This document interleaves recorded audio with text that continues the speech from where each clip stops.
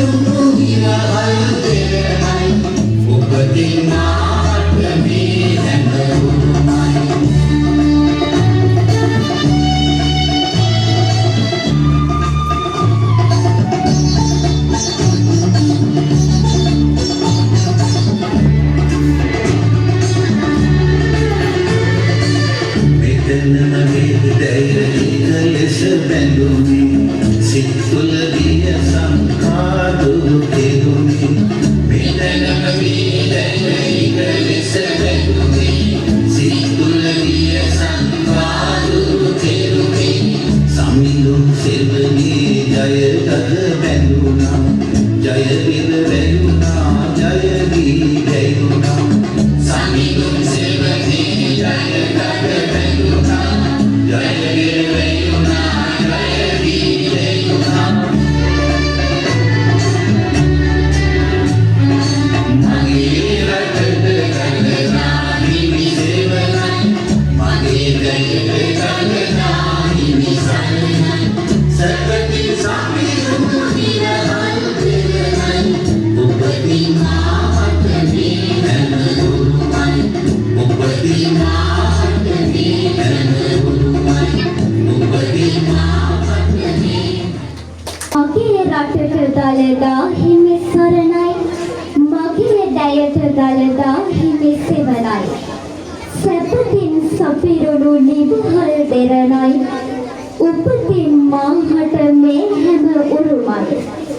ඒ උත්තම දළදා වන්දනාව සමග අපි සැම ඒකාත්මික කළ සොල්ලියනි ඔබට බොහොමත්ම තුති වේවා.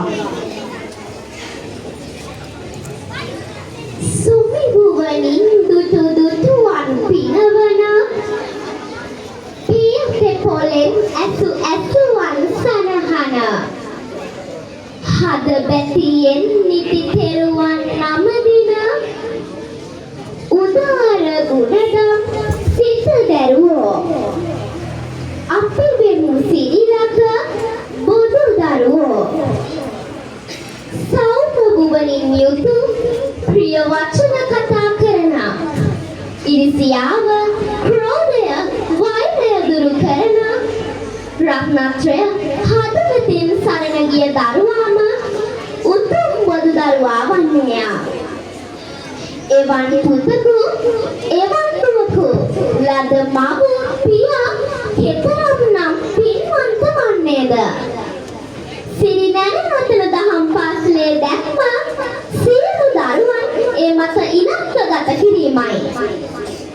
ඔබ හා හදවතින් නව මානයන් ස්පර්ශ කරවන්නට මේ ආදරණීය ආරාධනය අප දහම් පාසලේ බුද්ධිනී මෙනායා සොල්ලිය ඔබටයි.